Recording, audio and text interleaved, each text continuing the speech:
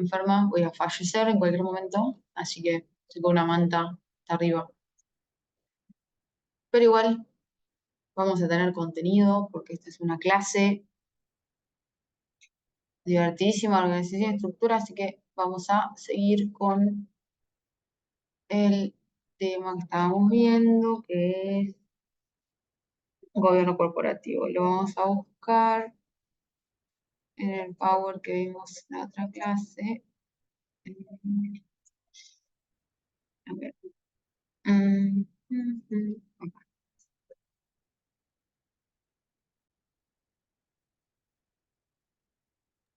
Profe, ¿le puedo hacer una pregunta? Sí, No sí, sí. está, no está habilitado en el campus todavía el tema, ¿no? Porque yo no pude el lunes pasado ver la clase y no la pude ver tampoco en el campus. No, la bibliografía en general sí. Yo ahora después voy a subir en la unidad la bibliografía de la unidad específica. Pero en general, los principios de gobierno corporativo están, la guía están en bibliografía, arriba de todo. Ah, ok, profe, gracias. De nada. Igual hoy ahora cuando termine la clase lo miro, en general a ver si le falta algo.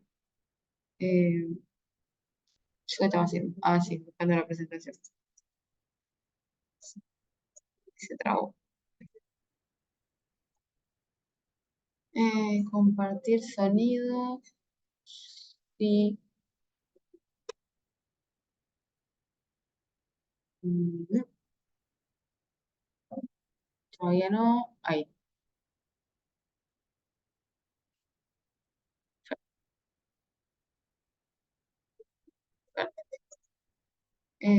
Voy a poner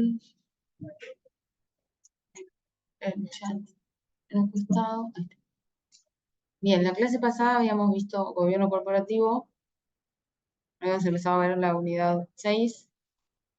Habíamos visto los antecedentes, que no existía el término gobierno corporativo, pero se observaban buenas prácticas de lo que hoy conocen como gobierno corporativo y malas prácticas que derivaban en que a las empresas les fuera bien o les fuera mal, ¿sí? Entonces, luego de ciertos sucesos que vimos de las empresas, se creó un comité para evaluar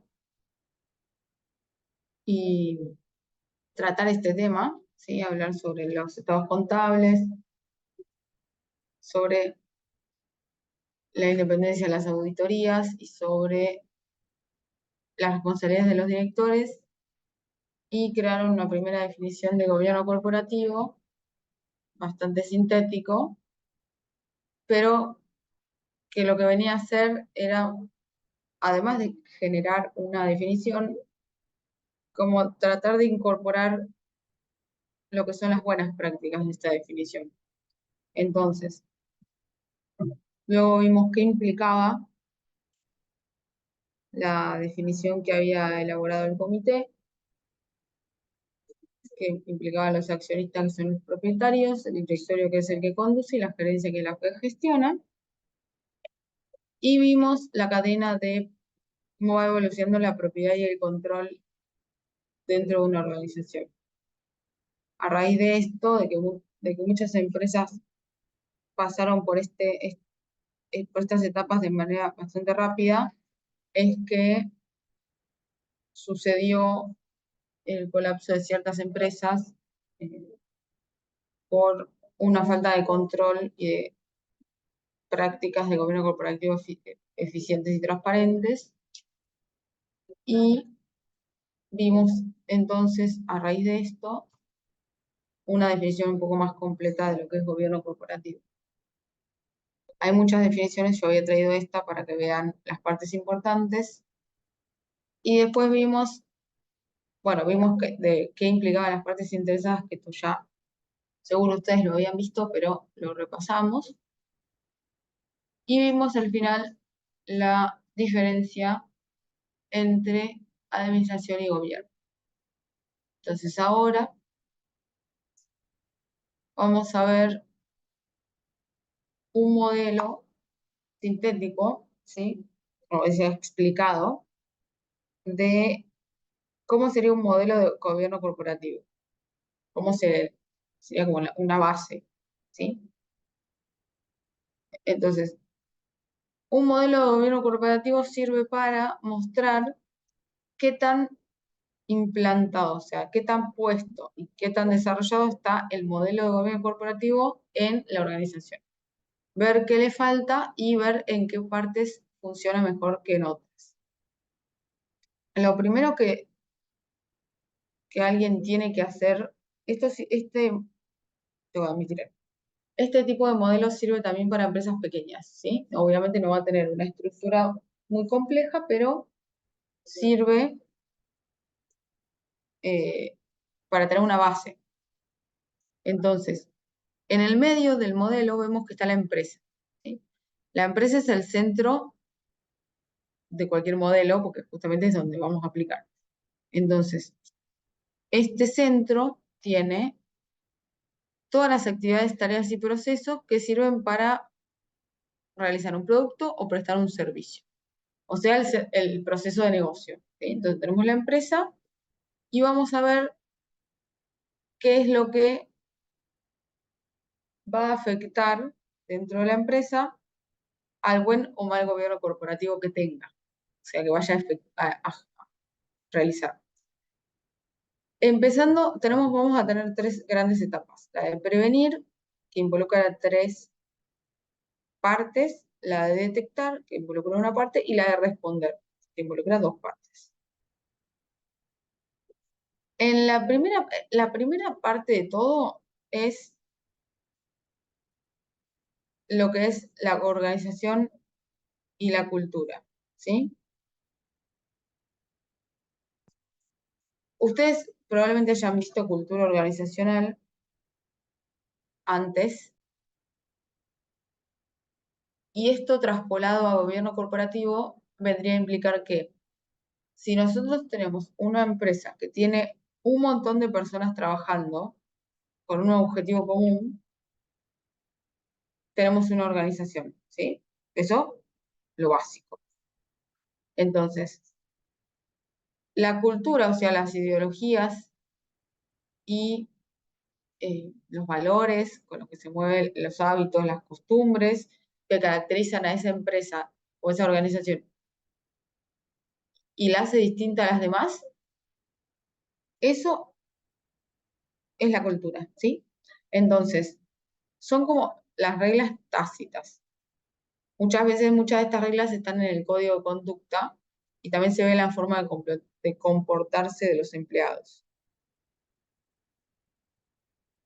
Entonces, ¿para qué nos serviría la cultura organizacional en la situación prevenir para tener un buen gobierno corporativo?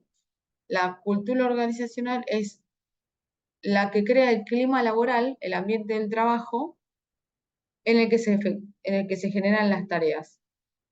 Implica un nivel de productividad y de eficiencia, ¿sí? E implica cometer delitos o no cometerlos, dependiendo qué tipo de cultura organizacional tenga la organización, a mí me va a tender a cometer los delitos o no, ¿sí? Esto sacando a personas que ya vayan a hacerlo intencionalmente. Me refiero a qué nosotros podemos hacer dentro de la organización para evitar que la cultura afecte de manera negativa el comportamiento de los empleados. Entonces, si, por ejemplo, nosotros estamos en una empresa trabajando, donde hay mucha presión de los jefes para conseguir los objetivos a toda costa, y todos se pelean o sea, y todos los empleados compiten entre sí para obtenerlos de la forma que puedan, quizás en el medio, no nosotros porque somos personas muy éticas, pero quizás en el medio se traspasen ciertas barreras morales para llegar a eso, ¿sí? Entonces, una mala cultura organizacional puede tender a prácticas malas dentro de la organización y a grandes rasgos puede tender a malas prácticas de gobierno corporativo. Entonces, para prevenir ya de entrada malas prácticas, vamos a tener que buscar una cultura que sea transparente, que sea honesta, que comunique correctamente, y eso siempre se ve mejor desde los jefes a los empleados. Cuando los jefes dan el ejemplo de cómo quieren que la organización se maneje, qué es los valores que quieren fomentar, cuáles sí, cuáles no, eso va a traspasar desde arriba hacia abajo hacia los empleados, ¿sí? A ver si tengo el video acá. Sí, perfecto. Ahora les voy a mostrar un ejemplo de cuando hay una cultura que no es la mejor, para que vean de lo que estoy hablando. Ahora volvemos al modelo de gobierno corporativo, pero primero vamos a ver un ejemplo de esto. Nos ponemos en contexto en torno a esta noticia. Veamos la clave número 1 y veamos exactamente qué es el Wells Fargo. Pues es una entidad financiera con 160 años de trayectoria, es uno de los bancos más valiosos del mundo y uno de los mayores prestamistas a nivel global después de superar al Industrial and Commercial Bank of China. El banco está ubicado en la ciudad de San Francisco, en California, y llegó a tener una capitalización bursátil superior a los 300.000 millones de dólares. Como dato para que comparemos la cifra, el PIB de Chile, que es una de las economías más grandes y dinámicas de América Latina, fue de 240.000 millones de dólares el año pasado. Esa capitalización hablaba de un músculo económico firme e interesante para los clientes. A diferencia de sus rivales, el Wells Fargo ha mantenido un negocio simple, limitando el uso de los riesgos derivados como los que provocaron la crisis del año 2008. ¿De qué están acusando exactamente al Wells Fargo? Este banco es acusado de haber creado 2 millones de cuentas sin que sus clientes hayan estado al tanto. Los empleados del Wells Fargo abrieron secretamente dichas cuentas no autorizadas de forma deliberada para lograr las metas y las ventas y así recibir las bonificaciones financieras por haber alcanzado los objetivos semestrales o anuales. Esto generó una serie de recargos adicionales a los clientes por el sostenimiento de las cuentas y las cuotas de manejo de las tarjetas débito y crédito. Veamos entonces cuáles son las repercusiones de todo este caso. Wells Fargo pactó pagar una sanción de 100 millones de dólares. A esto se suman unos 35 millones para la Oficina del Contralor de la Moneda en Estados Unidos, también 50 millones adicionales para la Fiscalía de la Ciudad de Los Ángeles en California. También decidió apartar 5 millones de dólares para compensar a los clientes afectados y además 5.300 funcionarios, entre ellos varios gerentes de altos niveles y niveles medios, fueron despedidos de sus cargos. Bien. Nos ponemos en contexto. No, señor, cállese. Vamos a volver ahí. Bien. ¿Qué es lo que pasó? Con ese escándalo que ustedes vieron, lo que sucedió en el medio es que obviamente había muchas presiones para cumplir los objetivos dentro de la empresa hacia los empleados y por cada cuenta el banco cobraba gastos de mantenimiento. Entonces, los empleados recibían su variable, entre comillas, por vender tanta cantidad de cuentas. Entonces, cuando saltó esto a la luz, el presidente de la organización, o sea, el representante legal de la empresa, dijo que él no tenía la culpa, que era la cultura que tenían los empleados y que era una cultura mala. Entonces nosotros pensamos acá en clase, reflexionamos y decimos, ¿es que los empleados de la nada se van a poner a decir, bueno, yo voy a abrir todas estas cuentas falsas y estafar a toda esta gente porque soy una mala persona y quiero ganar mucho dinero a costa de un montón de personas que van a sufrir un perjuicio? Claro que no. Ciertas condiciones de la cultura organizacional de la empresa, bajada por la parte cumbre de la empresa, generó cierta situación y cierto clima en la organización que forzara vamos a decir, forzar entre comillas, porque quizás alguno lo hizo voluntariamente, o sea, alguno lo hizo de maldad, probablemente sí. Pero es imposible que todos los empleados tuvieran una falta de ética semejante para hacer algo así de la nada, ¿sí? Principalmente porque los empleados los entrevistan, digo, recursos humanos probablemente hayan hecho su trabajo entrevistando a la gente que trabajaba ahí y le han hecho los exámenes suficientes para considerarlos competentes para trabajar. Bien. Entonces no tiene sentido lo que dice este muchacho de que la culpa es enteramente de los empleados porque ellos tienen un mal clima y una mala cultura y es raro creer que eso no solo tiene que ver con los empleados y no con el resto de la organización. Bien, sí. Además de tener una buena cultura organizacional que nos ayuda a prevenir que se generen malas prácticas dentro de la organización, tenemos luego el análisis de riesgos, políticas, procedimientos, formación y concienciación. ¿Qué es todo esto que acabo de decir? El análisis de riesgo, nosotros en una organización tenemos muchos riesgos que van desde muy graves a no tan graves. Por ejemplo, que un proveedor importante nos deje de prestar, de vender sus productos porque tuvo algún problema o por lo que le pasara, dependiendo el tipo de producto, nos puede afectar en gran medida, o que un cliente nos deje de pagar, o que una máquina se rompa, ¿sí? Pueden ser ciertos riesgos relacionados con la operatoria, ¿sí? Con el proceso en sí de la organización, o puede haber riesgos que sean externos. Puede ser, por ejemplo, si algún riesgo que los préstamos de los bancos tengan un interés, suban mucho el interés, o que pongan un impuesto nuevo que afecte a nuestro tipo de organización. O puede pasar también, por ejemplo, no sé, que haya un huracán y se nos lleve la fábrica. Digo, hay desde riesgos operativos hasta riesgos por fuera de la organización que afectan a la organización. Entonces, en el análisis de riesgo, lo que se hace básicamente es visualizar, ¿sí? Identificar los riesgos que podemos tener, dar una clasificación de alto a bajo y armar un plan, o sea, armar una toma de decisiones que haga frente a ese riesgo. Puede ser tratar de evitarlo, puede ser reducir cuánto nos afecta, puede ser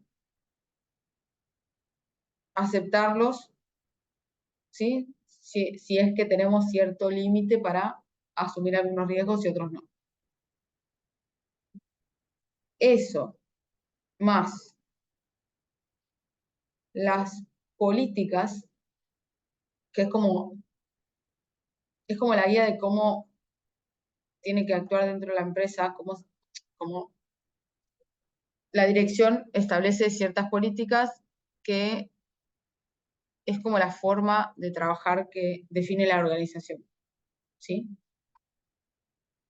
Eso está por escrito.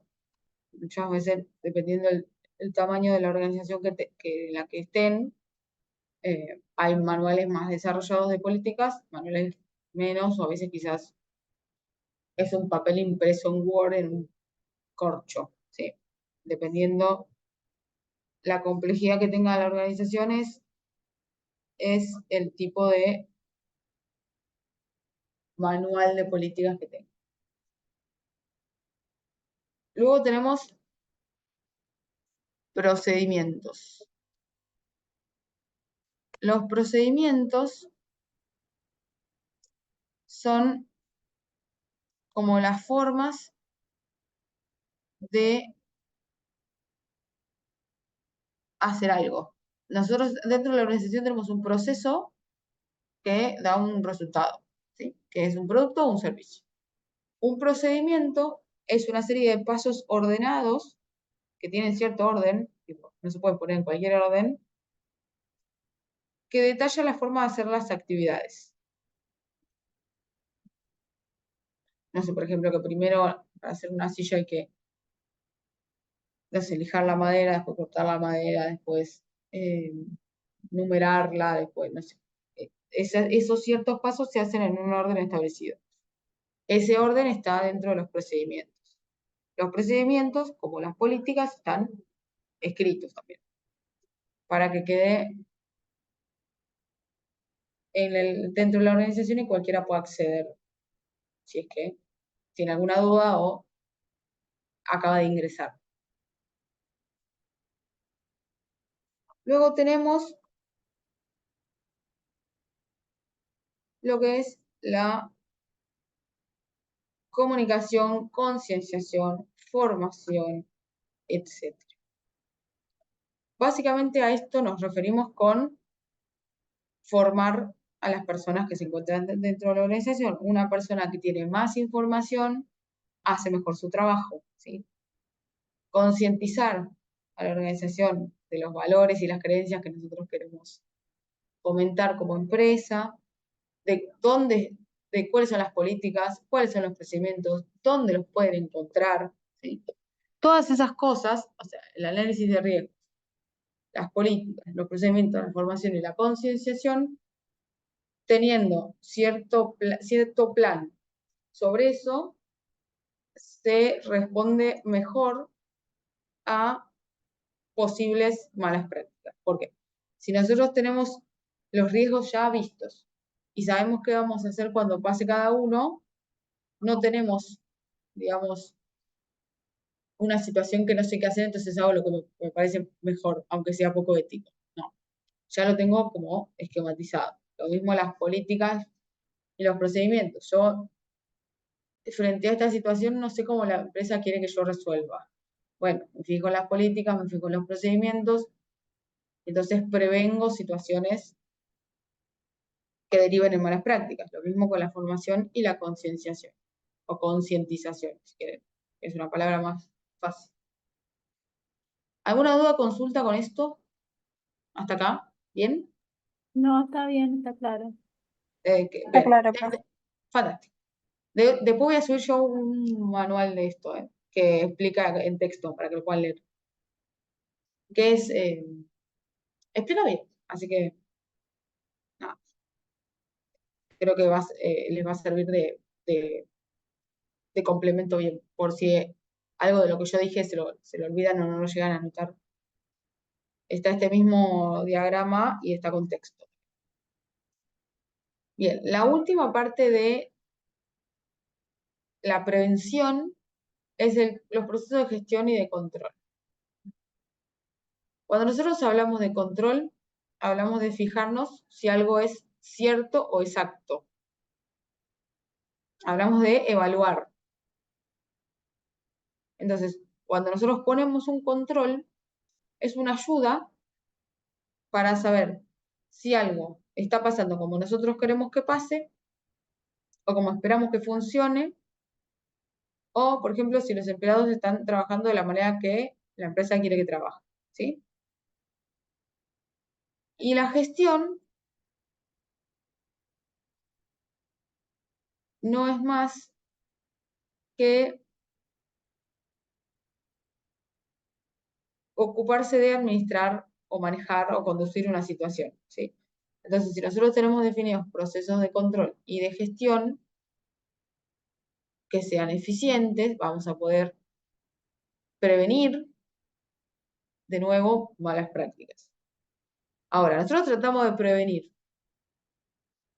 Con todo el esfuerzo que eso implica, aún así pasó algo. Ok,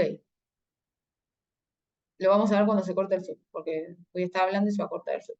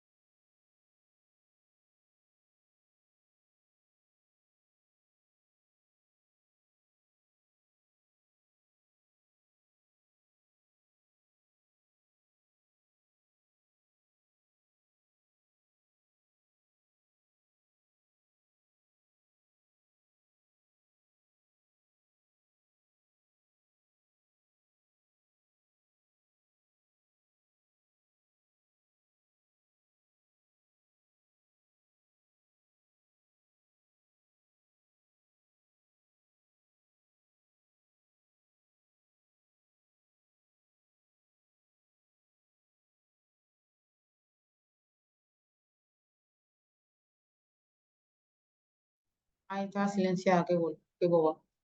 Bueno, ¿qué estaba diciendo yo? Sí, lo de la detección. Bien, nosotros tratamos entonces de evitar, tratamos de prevenir todo lo que se pudo.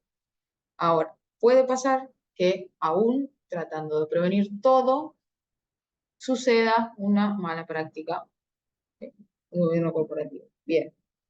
Mala práctica ética que implica que en la organización más luego haya malas prácticas de gobierno. Entonces, ¿qué es lo que se hace en la etapa de detectar? ¿Creen que aceptó alguien?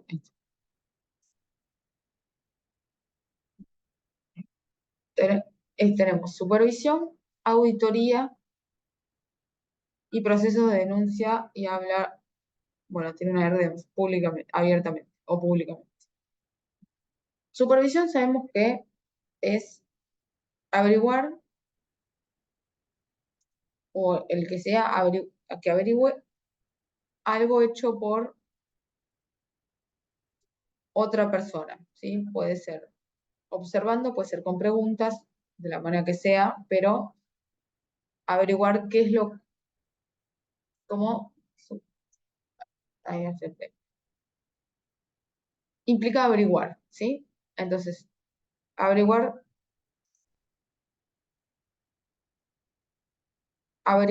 con supervisión, auditoría y los procesos es, ay, me distraigo admitiendo, perdón. Todo esto de detectar implica averiguar con observación o con preguntas, investigar, reconocer, ¿sí?, la calidad de cierta cosa y ver si esta mala práctica tiene alguna evidencia, ¿sí?, de estar sucediendo, porque nosotros no podemos, nosotros no podemos denunciar una práctica si no tenemos ninguna evidencia de esto, ¿no? Entonces, si se supervisa, se audita, o sea, la supervisión puede ser por observación o preguntando, auditoría con ciertos procesos que controlen las tareas en sí. Y los procesos de denuncia y hablar abiertamente implica que la persona tenga un lugar para denunciar si está habiendo una mala práctica y que se la proteja a esa persona, ¿sí? Tiene que haber algún canal en el que la persona pueda, por ejemplo, no sé, si su jefe está viendo que está teniendo unas malas prácticas, o tener algún lugar para ir y que esa persona se la proteja, porque justamente está denunciando una situación que no está buena y que es moralmente incorrecta y que perjudica a largo plazo a la organización. Entonces, muchas organizaciones lo que tienen, después vamos a ver un ejemplo de un manual de gobierno corporativo, es que tienen alguna especie de línea abierta para denunciar estas cosas, una línea telefónica, ahora probablemente haya alguna dirección de mail, ¿sí? Algo un poco más moderno, quizás haya un chat o algún lugar en el que se puede hacer la denuncia, ¿sí? Entonces, una vez que se detectó, hay que responder. ¿Y cómo se va a responder? Tenemos dos etapas. La primera es investigar sobre todo esta supervisión y auditoría e investigación que se hizo, listo, sucedió, alguien lo denunció, genial. Entonces vamos a agarrar eso y vamos a ir a investigar toda la situación y los problemas y las fallas que surgieron en la empresa y buscar una solución. El buscar una solución es entender por qué se produjo qué lo causó y ver cuál es la mejor forma de resolver.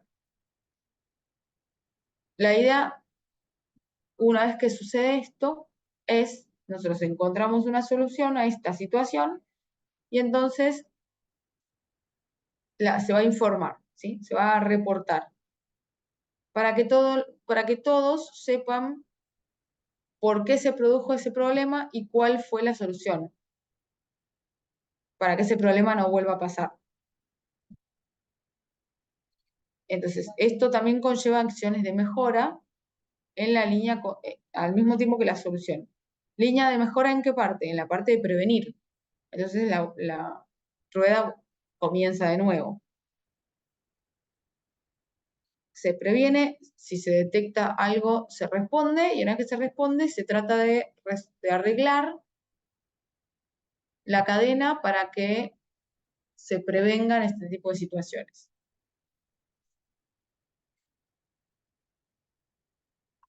¿Dudas, consultas, inquietudes? ¿Qué hice? Lo rompí. Bueno, esto está clarísimo. Bien. Sí, profe, está claro. Fantástico. Entonces ahora vamos a ver si lo encuentro, dónde estarán. Bueno, no sé dónde está, pero no importa, porque yo después lo voy a subir esto, así que no importa. Vamos a ver ahora. Bueno, ¿qué le pasa a mi computadora? Dale, amiga. Nos ponemos en... No, no quiero escuchar al muchacho otra vez. Ahí está.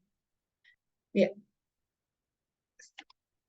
Los países en general, el mundo en general, sigue ciertos lineamientos para elaborar normativas sobre gobierno corporativo. Nosotros vamos a utilizar los principios de la OCDE y el G20. La OCDE y el G20 son dos organismos que elaboraron una serie de principios para el buen gobierno corporativo. Entonces, la OCDE es una organización que se llama Organización para la Cooperación y el Desarrollo Económico. Está formada por 36 países, quizás ahora haya algo más. Y lo que tiene esta organización, lo que busca es promover políticas que mejoren el bienestar económico y social de las personas en el mundo. ¿Sí? Tiene una misión bastante genérica, está bien, es una organización mundial. Me voy a tomar agua.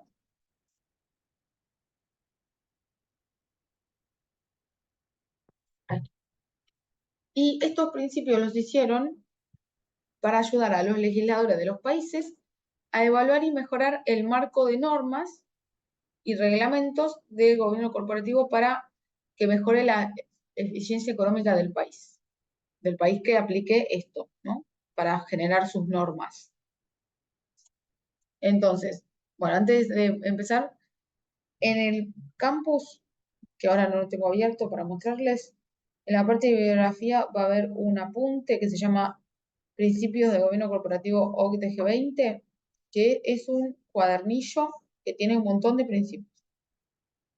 Nosotros de esos principios solamente vamos a ver los principios madre, que es el principio que aparece arriba en cursiva, si no me equivoco, que es el mismo que yo voy a poner en la presentación. Los demás principios que nombra en sucesivas páginas a continuación, de esos, es principios que explican el principio madre, ¿sí? O sea, como que está el principio madre, son 6 principios madres. Cada principio tiene subprincipios que lo complejizan más. Nosotros solamente vamos a ver el principio madre de cada capítulo. Dicho esto, igual lo pueden mirar para el lunes que viene y cualquier cosa me pregunta. Dicho esto, vamos a ver el primero. El primer principio habla sobre una consolidación de la base para un marco eficaz de gobierno corporativo.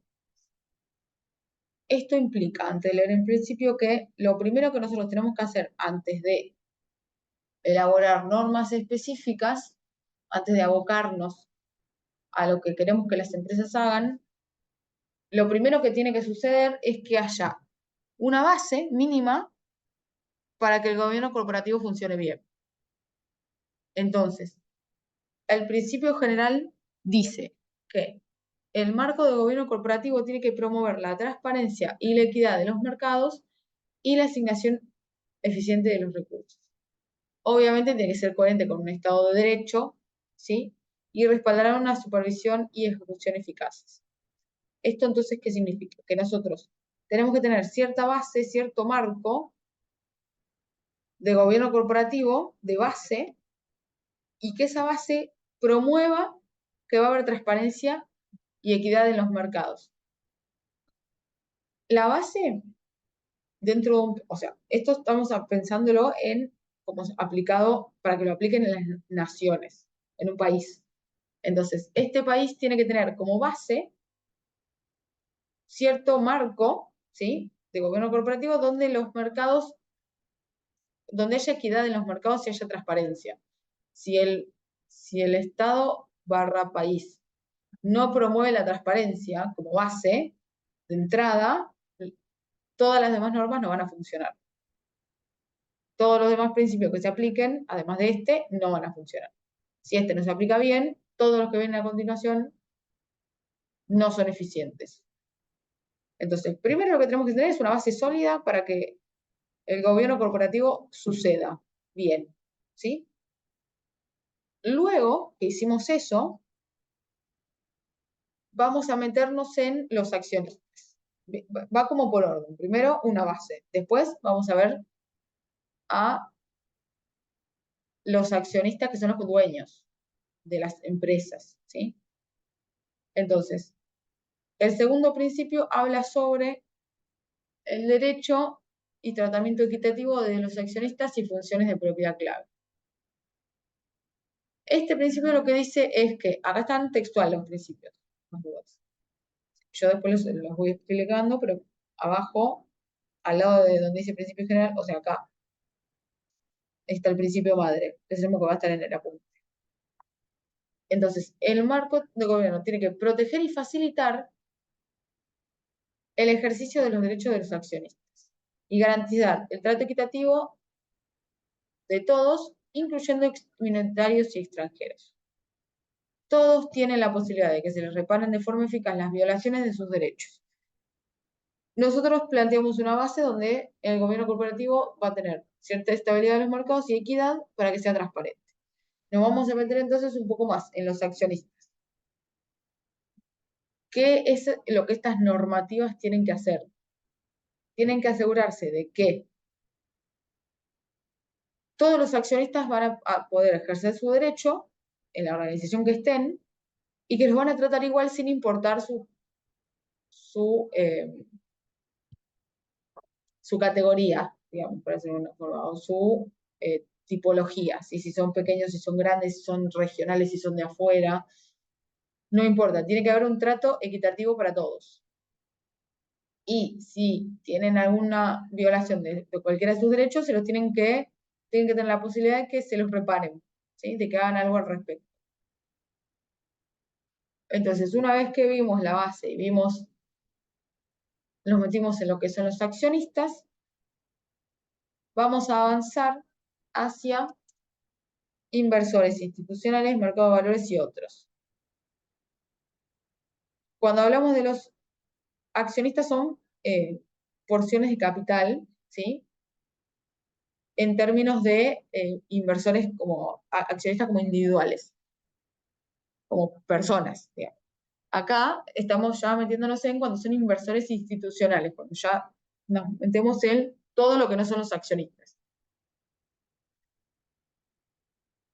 Para este principio, lo que va a decir es este conjunto de puntos, de principios, va a decir que el marco de normativa de gobierno corporativo que se desarrolle en el país, lugar donde se va a desarrollar ciertas normativas de esto, no sé, supongan que estamos acá y vamos a usar estos principios para desarrollar la normativa de Argentina. Listo, perfecto. Entonces, en el primer lugar yo tengo que garantizar equidad de los mercados y transparencia. Listo. Voy a generar las normas correspondientes para garantizar eso como mínimo.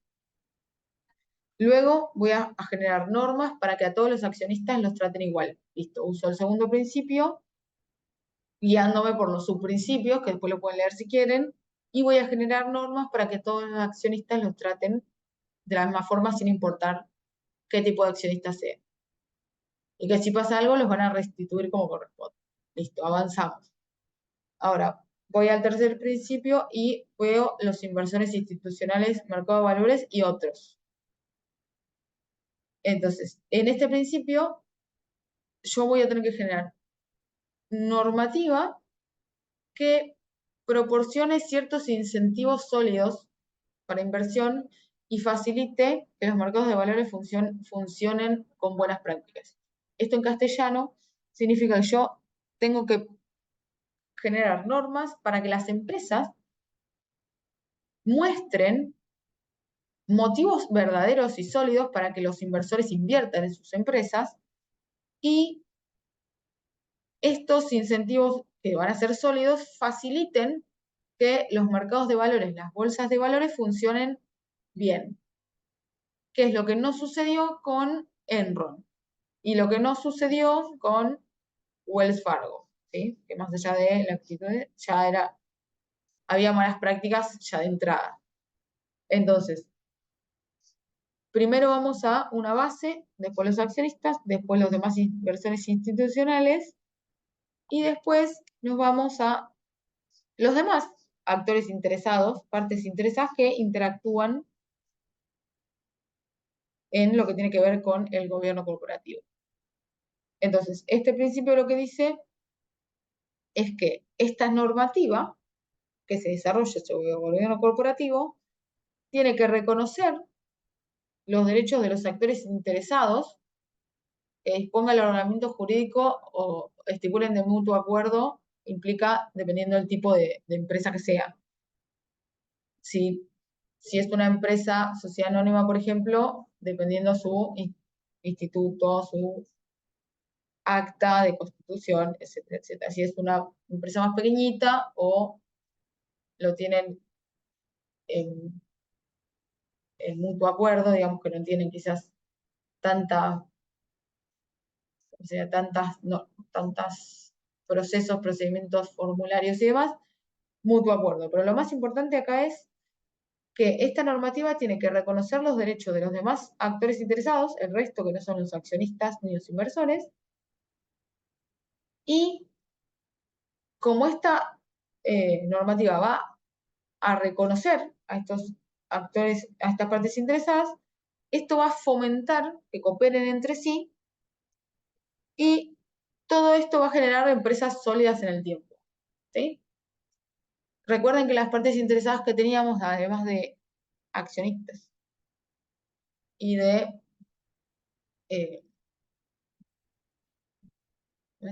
los inversores que también son accionistas, recién que vimos, fuera de esos tenemos empleados, tenemos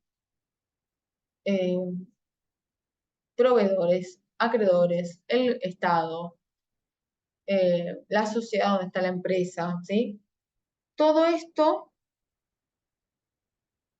al reconocer que las otras partes interesadas tienen ciertos derechos, va a generar que cooperen entre sí y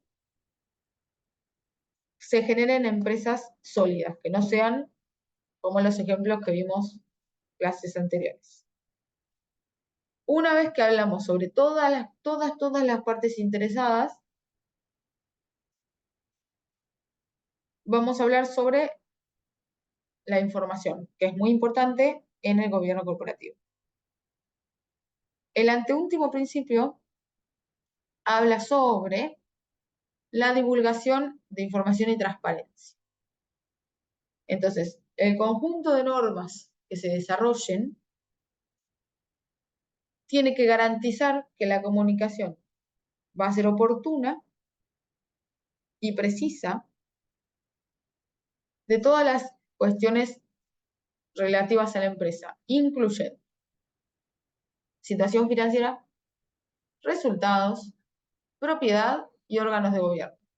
Entonces, tiene que ser oportuna, quiere decir que tiene que ser en el momento justo, y tiene que ser precisa, lo que implica que no tiene que faltarle nada sobre estas cuestiones. Cosa que la empresa que vimos la otra vez no hizo.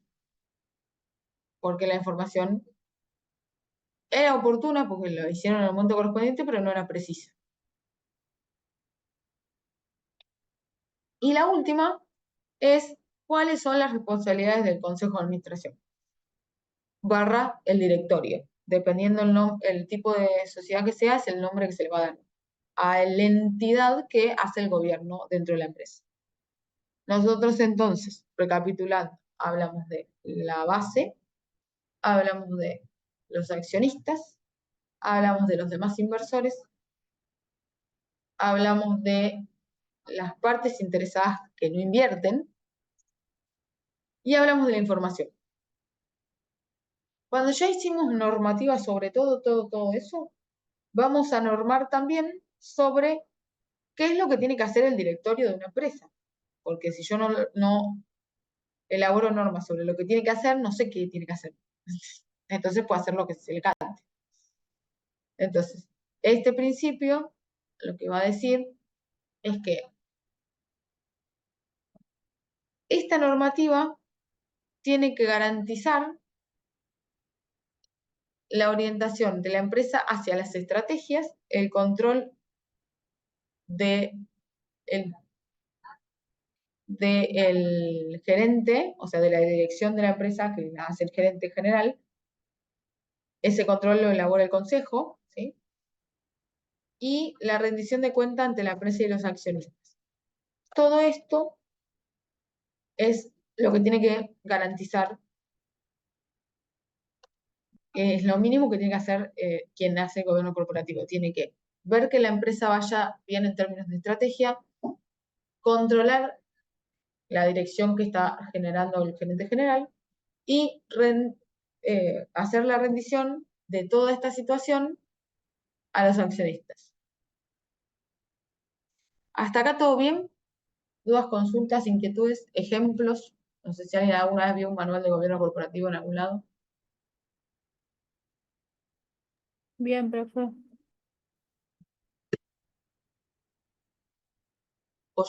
Yo mientras tomo agua. Bien, entonces vamos nosotros a ver, ¿qué me falta? Ética, muy bien. Vamos a ver nosotros entonces uno de ejemplo, a ver que lo encuentre, de cómo se ve un manual de gobierno corporativo de una organización grande, porque es la general las que tienen. A ver si acá tengo uno que se vea bien. Acá. No, ese no es. Bueno, no importa.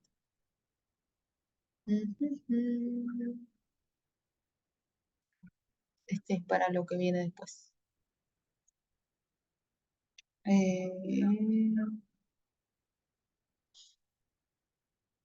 ver. Bueno, si mi computadora quiere funcionar, estaría muy bien. Acá está. Bueno, se traba, pero bueno, existe. Vamos a ver entonces, porque el señora tiene tanto zoom, no ve nada. Acá. Bien, a ver si, bueno, lo voy a poner un poco más grande, a ver si lo ven. ¿Dónde está el zoom? Ahí. Este es el manual de Código de Gobierno Corporativo de Swiss Medical. Acá tiene el índice, como vemos. Tiene una introducción, el objetivo, alcance y normas aplicables. Directamente da las buenas prácticas de gobierno corporativo, ¿sí? En cumplimiento, código, orientación al personal, inversiones, prevención de fraude, gestión de riesgos, remuneraciones, transparencia, relación con los proveedores y responsabilidad social. Después habla sobre la estructura social y subsidiaria, razón social, accionistas, Directorio. Ahora vamos a ver igual cuáles son las responsabilidades. Comisión, alta gerencia, comités. Bien, vamos a hacerlo más grande así se ve. Acá en la introducción, ¿sí? Explican, digamos, ¿ven? Más o menos qué es el gobierno corporativo, como para que quien lea el código comprenda qué es lo que tiene que hacer, para qué se hace el gobierno corporativo, cuál es el objetivo del código, ¿sí? Que quiere poner unas reglas básicas para el funcionamiento de la organización, vigilancia sobre los directivos, cumplimiento de los deberes, para que haya mayores niveles de transparencia y eficiencia. Después muestra la legislación aplicable al código, para saber de dónde viene, bueno, a dónde se va a aplicar, y acá vienen las buenas prácticas de gobierno. Entonces, la empresa adopta estas prácticas para el gobierno corporativo. El cumplimiento de normativo, que dice que tiene un área de compliance que supervisa a las empresas, y esto es para prevenir sanciones, ¿ven? La parte de prevenir. Y las funciones de esta área son, bueno, asesorar, desarrollar una cultura de cumplimiento, alertar sobre desvíos, evaluar riesgos, impulsar la ejecución de los planes de acción, resolver incidentes, monitorear y supervisar, bueno, y demás. Luego que esto lo vamos a ver en la clase que viene, pero ya dentro de este mismo documento pone el código de ética, la guía de orientación al personal, que es lo que promueve, ¿ven? Promueve relaciones basadas en imparcialidad, ejecutividad, compromiso, todos los valores que la organización pretende que tenga el personal. Habla sobre las inversiones, ¿sí? Después tiene una parte de prevención de fraude, una parte de gestión de riesgos, que es lo que habíamos visto en la rueda de guía de gobierno corporativo. ¿Ven?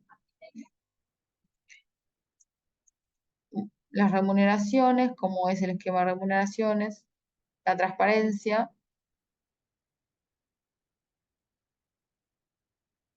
la relación con los proveedores, el vínculo con una de las partes interesadas, ¿sí?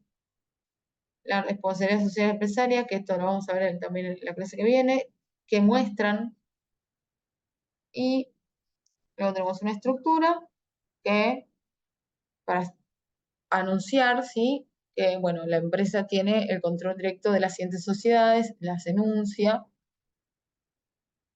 cuál es la razón social, ¿sí? de la organización. Entonces las enumera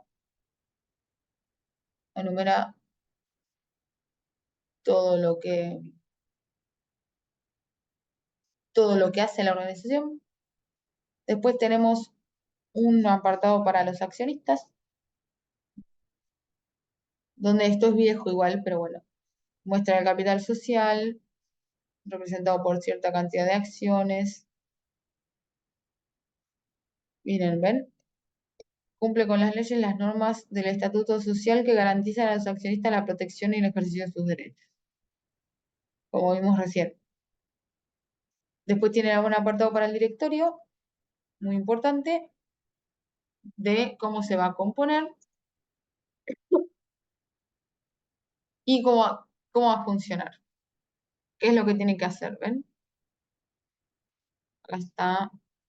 El número de directores va entre 1 y 12. Está compuesto por 8, actualmente, y 3 suplentes. Están mandando 3 ejercicios, pueden ser reelectos. Todo esto está plasmado en el código.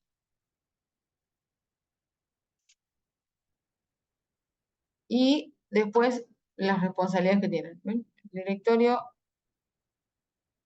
es el responsable de por la gestión del gobierno corporativo y sus resultados. Y acá están las responsabilidades y funciones.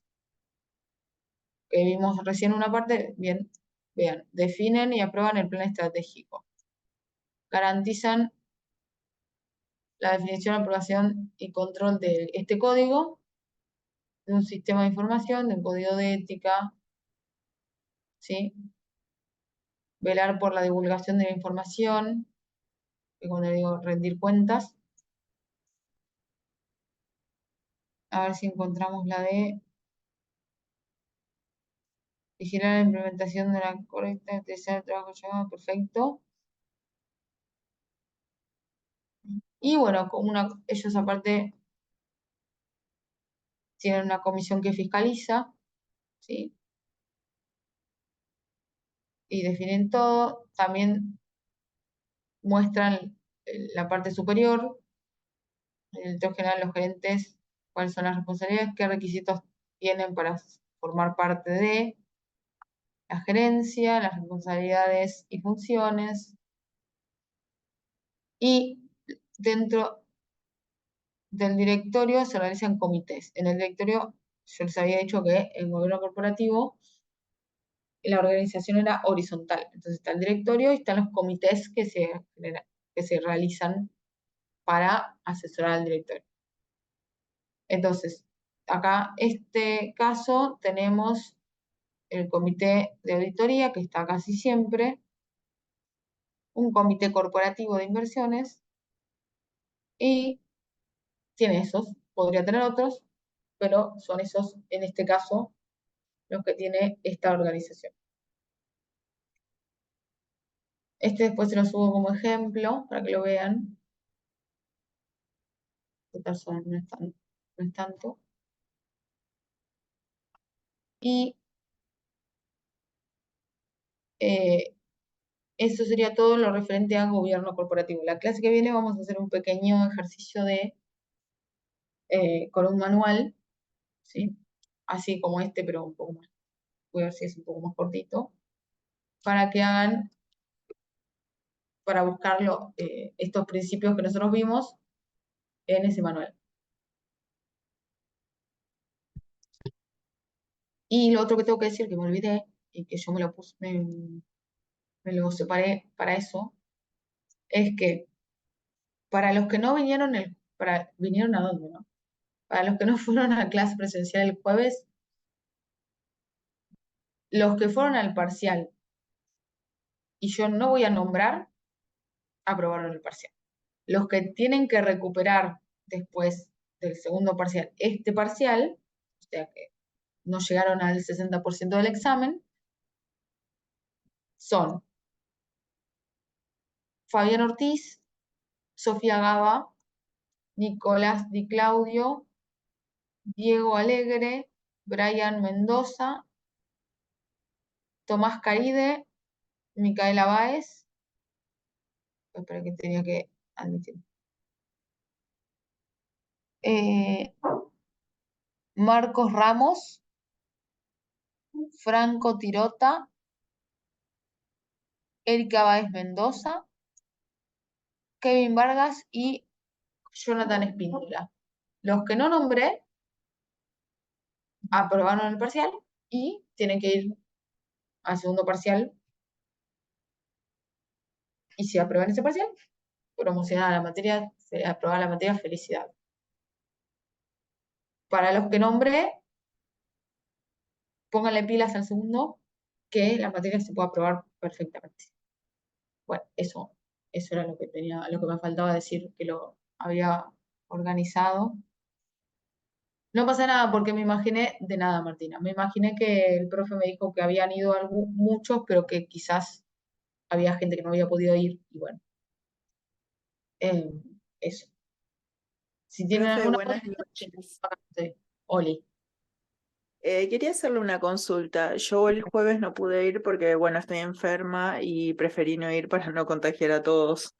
Hiciste- Quería consultarle, me dijeron los chicos que estoy inhabilitada. El tema es que yo ya hice el trámite y me dijeron que no había problema.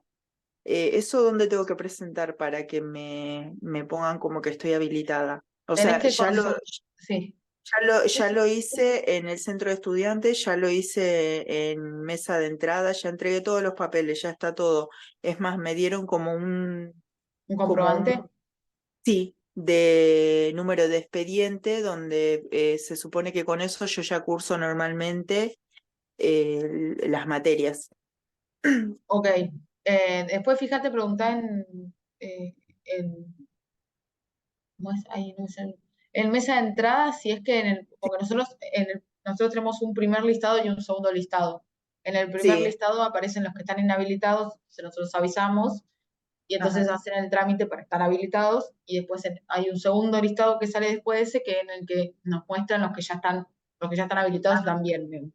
Claro, mi consulta era más que nada para saber si el jueves tendría que llevar eso como para que ustedes me pongan que ya estaba habilitada. O sea, tengo que esperar Llévalo, al segundo. llévalo por las dudas Sí, y ya que vas a la facu, consultales en mesa de entrada si está todo bien, para que nosotros sepamos. bueno, muchas gracias, profe. De nada, si llenaron todo lo que tenían que llenar, no sé qué tienen que hacer. Sí, sí, sí, sí, solamente tenía que entregar el analítico que me Dale, olvidé, se me pasó y nada más. dale, joya. Nosotros igual cuando si nos dan el listado actualizado, les avisamos cualquier cosa, pero fíjate, ya Mm, que vas, como para sí, quedarte tranquila. bueno, gracias, profe. De nada. Bueno, si no hay ninguna otra consulta, estamos bien.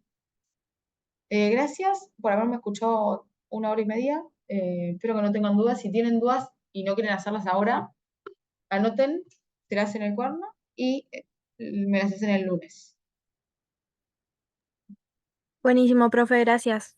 Dale, gracias chicos, buena semana, pásenla lindo. Gracias, buenas Que te noches. mejores. Gracias. Gracias, profe.